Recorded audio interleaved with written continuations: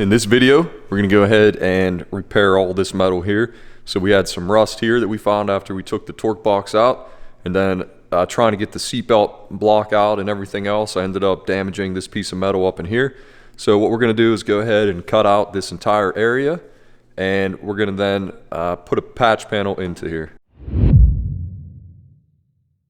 All right guys, step one is to remove all the paint around the area that you're going to be cutting out. That's going to allow you to more easily remove the paint, and you'll have a clean area to weld to when you cut this piece out and put the new one in. And the other thing is that, you know, if you sand the edges after you cut the piece out, there's a possibility that you might make the edges thinner, which is going to make welding this sheet metal a little more difficult than sheet metal already is. All right guys, so I prefer to remove the paint and the rust, you know, looking for clean sheet metal using these Blackhawk strip discs. This is what I use most often these days. I used to use these conditioning discs. They work well also. Both of these are not going to remove sheet metal, so they're only going to remove paint and rust. This is a coarse grain disc. You can get these at Harbor Freight or Amazon.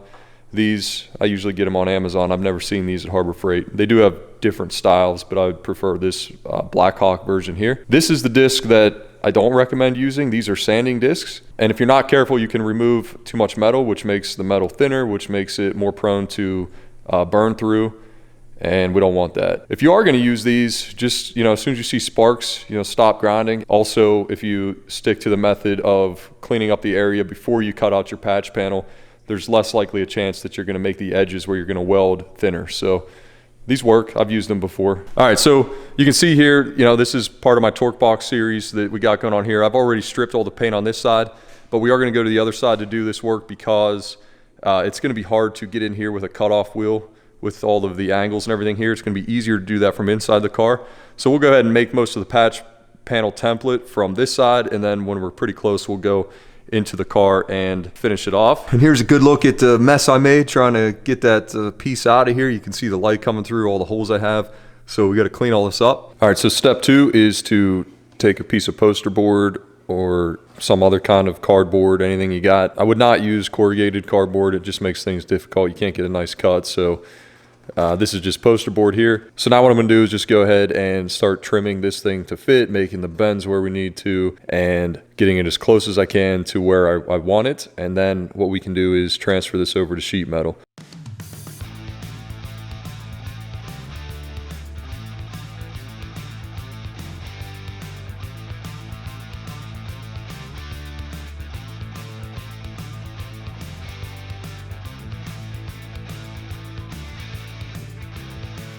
All right guys, so here's the patch that we came up with. Kind of see how it goes. You want to make sure that you do rounded corners everywhere. You don't want sharp corners. I'll round the rest of the corners whenever I cut out the sheet metal, but basically here's the patch, and now we're ready to go ahead and transfer this over to sheet metal. We're not going to cut this out yet until we have the sheet metal piece. It's a lot easier to scribe around sheet metal than it is to scribe around cardboard. By not cutting this out yet, that allows us to then take the sheet metal patch and form it up against this piece here, getting all of our contours and bends and everything exactly where they need to be. So let's go ahead and transfer the template over to sheet metal and get that patch cut out. All right, so here we got some 18 gauge sheet metal, and here is our patch. So we're gonna go ahead and trace around this with a marker, but before we do that, we're gonna go ahead and clean all this rust off of here because it's just gonna be easier to do it while it's attached to this full sheet. So we're gonna do both sides, and then we'll be ready to transfer the template over to the sheet metal and cut it out.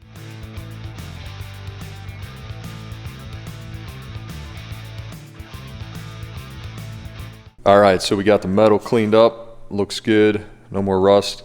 I clean up these pieces too because once I cut this out, this piece is gonna be smaller, and I save all these little pieces for small patches. So I got a pile of these things, and it's just going to be easier to clean most of that off now so that when I go to use it again later, there won't be as much on there. So now we are ready to transfer this over to sheet metal, and to do that I'm just going to use a black Sharpie, trace around it. We don't have to be precise right now because we didn't cut the piece out of the car yet. So the Sharpie is going to be fine for right now, and then once we copy this over to the car, we'll switch over to a scribe.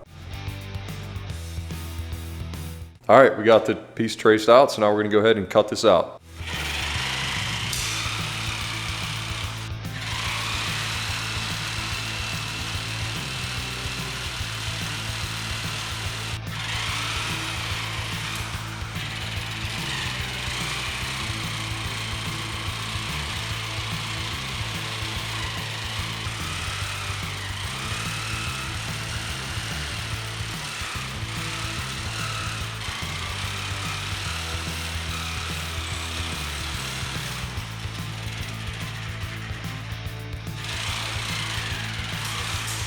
All right, guys, so we got the patch cut out here with the Genesis metal electric shears. You can see I couldn't make that tight bend there, so I'm gonna go ahead and have to clean this up. I'm gonna go ahead and take the roll lock disc and round these corners. You always want rounded corners whenever you're welding in patch panels, mostly because the heat's gonna distribute a little better than, you know, putting everything in the corner and then possibly burning through. All right, guys, so we got the patch cut out, and here's the template for comparison.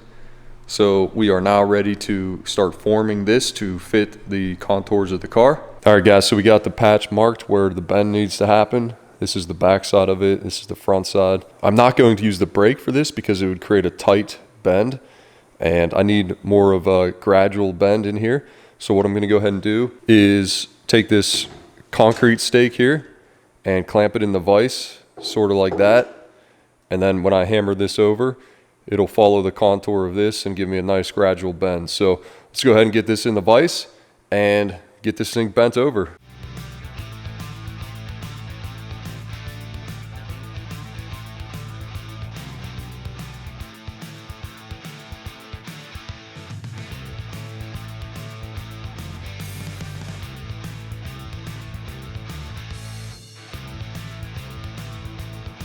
All right, guys, so we got the shape pretty much formed.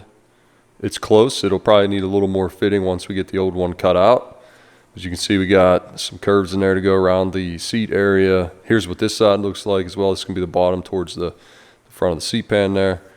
And then the side profile here on this as well. And up here, we even have a little bit of curve going on here. So this part here is where I'll probably have to do a little bit of fine tuning once we get the old piece cut out, just because what's in there right now is a little bit messed up from the air chisel. So anyway, let's go ahead and hold this up to the car, scribe around it using a metal scribe, and get the piece cut out. All right, guys, so I know I said I was going to make my cuts from the inside, but because it was just easier to get the panel fitting on this side and I put all my reference marks on this side, I'm going to go ahead and scribe around the patch panel and make all of the cuts that I can make on the back side here. I think the only one that might give me some trouble would be the one across the top here. So that might be the one I have to do from inside. Let's go ahead and get the patch panel up here and scribe around it using a metal scribe. That'll give us a nice fine line to cut up against. I don't like using the Sharpie marker for this part because the Sharpie is a lot thicker than the metal scribe, and sometimes you don't get as good a cut when you do that. My preference is to keep the gaps at a minimum when welding in sheet metal patch panels. It helps reduce burn through if you can get those gaps nice and tight. So using that metal scribe is going to help us make a cut that is very tight to the panel. So let's go ahead and put the patch panel up here, scribe around it, and then we'll cut it out. All right, guys, so we got this piece scribed out. You can see that line right there. Right here, nice fine line coming down, across, and up around this way. So you can see here, you know, how fine that is compared to the black marker there. So we're going to stay right on the inside of this line as we cut this piece out. I couldn't get anything in across the top, so we're just going to make a cut up here, and then if we have to, once we go inside, we can make a cut up there once we get things fitted well. So let's go ahead and cut this out.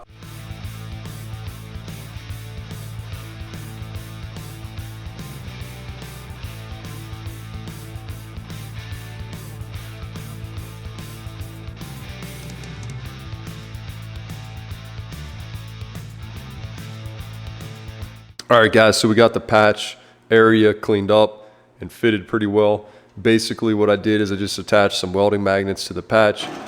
Helps me hold it in place. Now the way I do it is I come around with the scribe again, and then I mark it with the scribe, and then come through with the double cut burrs to really just get a nice tight fit there. Now up here, because I didn't scribe this and I just guessed, I have a pretty large gap up there. So it's a fairly large gap, but we'll go ahead and clean that up after we get this piece in there. So what I'm gonna do now is go ahead and just put a couple tacks in this piece, and that'll let me move it around and fit it a little better. Then we should be able to weld the whole thing shut. So let's go ahead and get some tacks in here.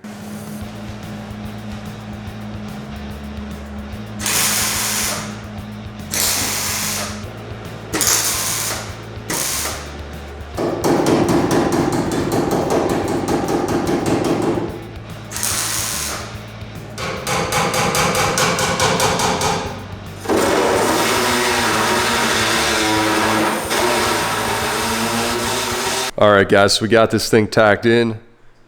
I worked my way around, making sure all of this was nice and even.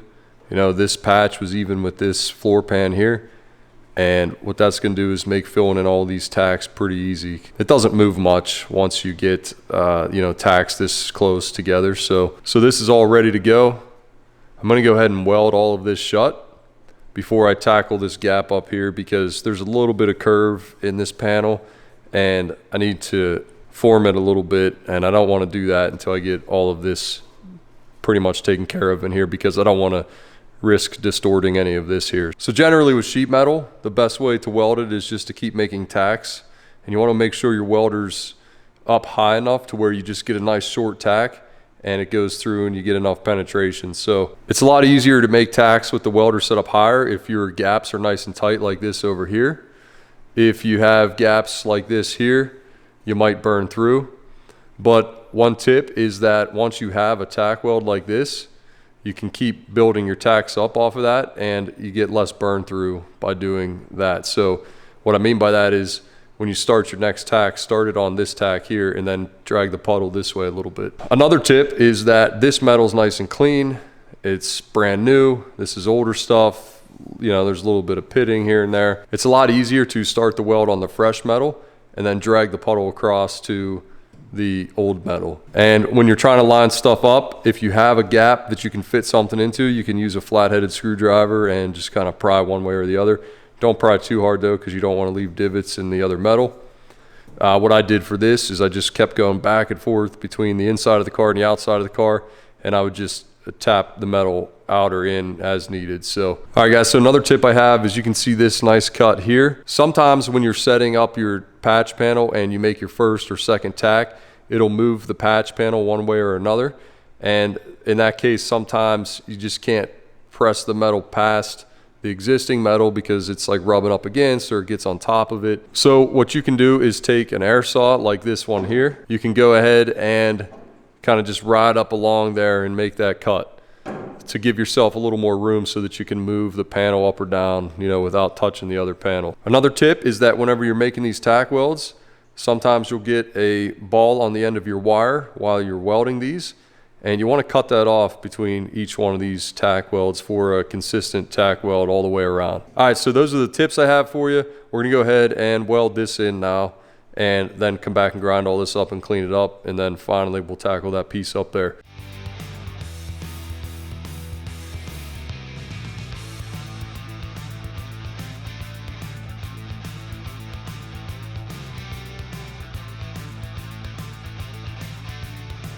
All right guys, so we got this piece welded in, we got all this grinded down, looks really good. And then I formed it using these two hammers here. I used this hammer to kind of create a rounded edge, and then the door skin hammer to reach past the panel here. These hammers here are used to shape sheet metal, and you can get them from Eastwood. And they do work nice whenever you gotta even move some stuff around, you know, a couple whacks from this and this thing will make a, you know, it made it form pretty nice up here. So in this case here, this door skinning hammer gave me a little more room to get past the edge of the sheet metal there.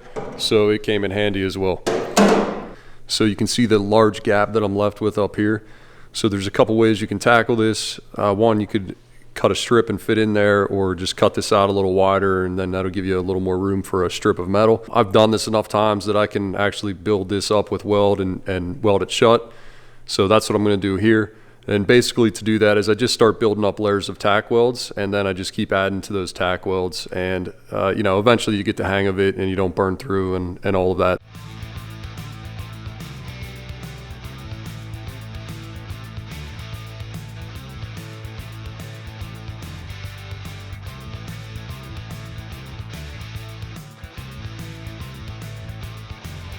All right guys, so we got this all welded in, and now I'm going to go ahead and grind down these welds. I welded this from inside the car because it's going to let less material on this side of the car, which makes it easier to get in here and grind down. And then inside the car, I can just hit it with a 36-inch roll lock disc because it's a flat surface up against the wheel well in here, so it's easier to get to grind down the material. So anyway, let's go ahead and get this ground down, and then we'll come back. Here is a look at the inside.